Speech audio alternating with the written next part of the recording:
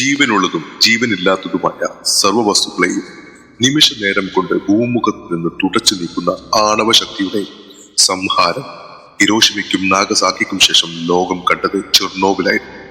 1986 അന്നത്തെ സോവിയറ്റ് യൂണിയന്റെ ഭാഗമായ ഉക്രൈനിലെ ചെർണോബിൽ സ്ഥാപിച്ചിരുന്നു. ലോകത്തിൽ തന്നെ വലിയ ആണവ സംഭരണിയായ റിയാക്ടർ 4 എന്ന പരീക്ഷണശാല പൊട്ടിത്തെറിച്ചു. കിലോമീറ്ററുകളോളം വിനാശകരമായ ആണവ കിരണങ്ങൾ പ്രസരിപ്പിച്ച് വർഷങ്ങളോളം ഒരു ജീവനും നിലനിൽക്കാൻ സാധിക്കാത്ത രീതിയിൽ ആ പ്രദേശത്തെ ശ്മശാനമാക്കിയ ആ ദുരന്തം തന്നെ പക്ഷേ പിൽക്കാലത്ത് മാനവരാശിയുടെ ഭാവിയിലെ പ്രതികൂല അതിജീവനത്തിന് ഉതകുന്ന ഒരു പുതു ജീവന്റെ വേദിയായതിന്റെ സംഭവബഹുലമായ അത്ഭുതങ്ങൾ നിറഞ്ഞ സംഭവ വികാസങ്ങളിലേക്ക് നമുക്ക് ഒന്ന് ഇരിക്കാം. ഹിരോഷിമയിലും നാഗസാക്കിയിലും നടന്നത് നിയന്ത്രിതമായ രീതിയിലുള്ള അണുബോംബിന്റെ പരീക്ഷണമായിരിക്കും. ചെർണോബിലേത് അപ്രതീക്ഷിതമായതും അനിയന്ത്രിതമായതുമായ ഒരു ആണവ ദുരന്തമായി. അതിനാൽ തന്നെ അതിന്റെ നാശത്തിന്റെ വ്യാപ്തിയും പ്രകൃതിക്കും മനുഷ്യനും ഏൽപ്പിച്ച ആഘാതവും വളരെ വലുതായിരുന്നു.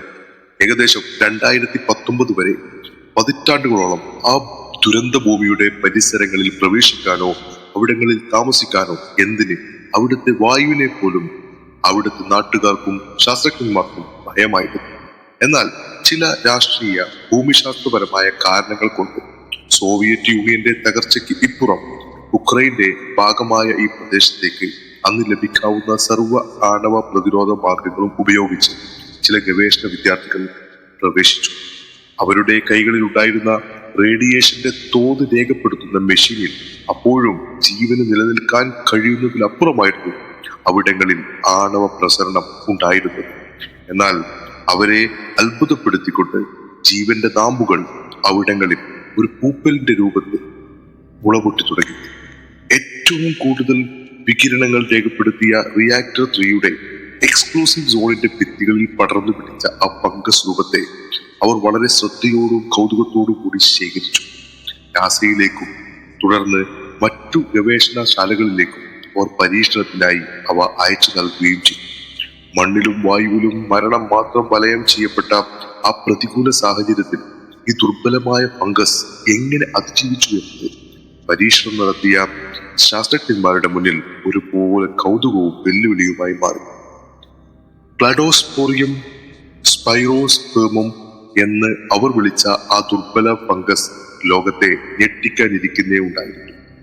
വിവിധ രാജ്യങ്ങളിൽ നിന്നുള്ള ആണവ വിദഗ്ധ ശാസ്ത്രജ്ഞന്മാരെയും മൈക്രോബയോളജിസ്റ്റുകളെയും ഉൾപ്പെടുത്തിക്കൊണ്ട് ഈ ഫംഗസിന്റെ പഠനത്തെ വിപുലീകരിച്ച അവർ ആദ്യം ശ്രദ്ധ കേന്ദ്രീകരിച്ചത് ഇതിന് നിലനിൽക്കാൻ ആവശ്യമായ ഊർജത്തിന്റെ ഉറവിടം എവിടെയാണെന്ന്. സസ്യങ്ങളെ പോലെ സൂര്യനിൽ നിന്ന് നേരിട്ട് ഊർജം സംഭരിക്കാനോ അവ കൈമാറ്റം ചെയ്യാനോ ഫംഗസുകൾക്ക് കഴിവില്ല. ചുറ്റുമുള്ള ജൈവികമായ ഉറവിടങ്ങളിൽ നിന്നും കാർബൺ സ്വീകരിച്ച് അവ ഊർജമാക്കി നിലനിൽപ്പിന് വേണ്ടി ഉപയോഗിക്കുന്നതാണ് അവയുടെ രീതി. എന്നാൽ ജീവന്റെ ഒരു തരി പോലും ശേഷിക്കാത്ത ആ ദുരന്ത ഭൂമിയിൽ അവർക്ക് എവിടെ നിന്ന് ഊർജം ലഭിച്ചു എന്നത് അവരെ ആശയക്കുഴപ്പത്തിലാക്കി. അതിനാൽ വീണ്ടും ചില ആണവ പരിവേഷണ ദൗത്യ സംഘങ്ങളെ അങ്ങോട്ടേക്ക് അയച്ചു. ആ ഫംഗസ് കണ്ട ഭാഗത്ത് അവർ വീണ്ടും ശക്തമായ തിരച്ചിലുകൾ നടത്തി നോക്കി ഊർജ സ്രോതസ്സിന്. എന്നാൽ ഒന്നും തന്നെ കണ്ടെത്താൻ അവർക്ക് കഴിഞ്ഞില്ല. അങ്ങനെ ഗവേഷണം വഴിമുട്ടി നിൽക്കുമ്പോഴാണ് ആ ഫംഗസിന്റെ ഉപരിതലത്തിൽ ഒരു പ്രത്യേകതരം മെലാനിന്റെ സാന്നിധ്യം അവർ ശ്രദ്ധിച്ചത്. പൊതുവെ ഫംഗസിൽ ഇങ്ങനെയുള്ള മെലാനിന്റെ സാന്നിധ്യം കുറവായതിനാൽ പിന്നീടുള്ള പരീക്ഷണങ്ങൾ അതിനെ ചുറ്റിപ്പറ്റിയായിരുന്നു. ഒടുവിൽ ആ പരീക്ഷണങ്ങൾ വിജയം കണ്ടു. ലോകത്തെ തന്നെ മാറ്റിമറിച്ചേക്കാവുന്ന വിചിത്രമായ രഹസ്യം അവർ ഞെട്ടലോട് കൂടി ലോകത്തെ അറിയിച്ചു. ആ ഫംഗസ് അതിജീവിക്കാനും അതിജീവനം നിലനിർത്താനും ഊർജം കണ്ടെത്തിയത് അതിന്റെ പരിവർത്തനം ചെയ്യപ്പെട്ട മെലാനിൻ ആവരണം ഉപയോഗിച്ച് സർവനാശീകരിയായ ആണവ കിരണങ്ങൾ ഭക്ഷണമാക്കി. ആശ്ചര്യവും ആശങ്കയും നിറഞ്ഞ മനസ്സോടു കൂടിയാണ് ലോകം ആ വാർത്ത ശ്രമിച്ചത്.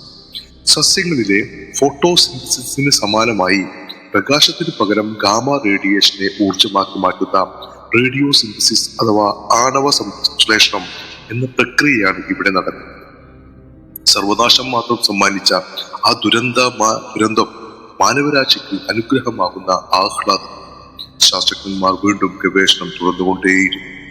നശീകരണമായ ആണവ വികിരണങ്ങൾ അപായരഹിതമായ ഊർജങ്ങളായി മാറുന്നു എന്നത് മാത്രമല്ല, ബഹിരാകാശത്ത് കോളനികൾ സ്ഥാപിക്കാൻ ഒരുങ്ങുന്ന മാനവരാശിക്ക് മുന്നിലെ ഒരു വലിയ പ്രതീക്ഷയാണ് ഈ ഫംഗസിലെ ആണവ കിരണങ്ങളിൽ നിന്നും സംരക്ഷിക്കുകയും അത് ഊർജമാക്കി മാറ്റുകയും ചെയ്യുന്ന ഉൾപരിവർത്തനം ചെയ്യപ്പെട്ട മെലാനിൻ എന്ന പദാർത്ഥം. കോസ്മിക് കിരണങ്ങളുടെ അതിപ്രസരം കാരണം ബഹിരാകാശ യാത്രകളും ബഹിരാകാശ പരീക്ഷണങ്ങളും പലപ്പോഴും അപകടങ്ങൾ നിറഞ്ഞതും ചിലവ് കൂടിയതും.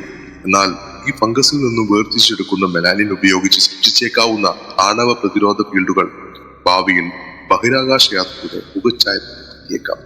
ഒരേ സമയം ഇവ പ്രതിരോധവും ഊർജ സ്രോതസ്സുകളും ആകുന്നതോടുകൂടി ബഹിരാകാശത്തിലെ വാസം കുറെ കൂടി ലളിതമായി മാറുന്നതും ശാസ്ത്രം കണക്ക് കൂട്ടുന്നു. എന്നാൽ അതിരൂക്ഷമായ പ്രതികൂല സാഹചര്യത്തിൽ പോലും പരിണാമം സംഭവിച്ച ഈ ഫംഗസ് ഇപ്പോൾ ഗുണകരമായ രീതിയിലാണ് നിലനിൽക്കുന്നത് എങ്കിലും ഭാവിയിൽ ഇവയിൽ കൂടുതൽ മാറ്റങ്ങൾ സംഭവിക്കുമോ, അവ മാനവരാശിക്ക് ഗുണമാവുമോ ദോഷമാവുമോ എന്ന ആശയം ശാസ്ത്രലോകം പങ്കുവെക്കുന്നു. എന്നിരുന്നാൽ പ്രകൃതിയിൽ സംഭവിക്കുന്ന പ്രതികൂലമെന്ന് നമ്മൾ ചിന്തിക്കുന്ന പ്രവർത്തനങ്ങൾ ചിലപ്പോഴൊക്കെ പ്രകൃതി നമുക്ക് അനുകൂലമാക്കി സമ്മാനിക്കുന്നുണ്ട്. അതും ഇതും അങ്ങനെയാവട്ടെ എന്ന് പ്രത്യാശിക്കും. അതിന്റെ പ്രതീകമെന്നോണം ചെർണോബിന്റെ ഭൂമിയിൽ തളിരിലകൾ തളിർത്തു തുടങ്ങി.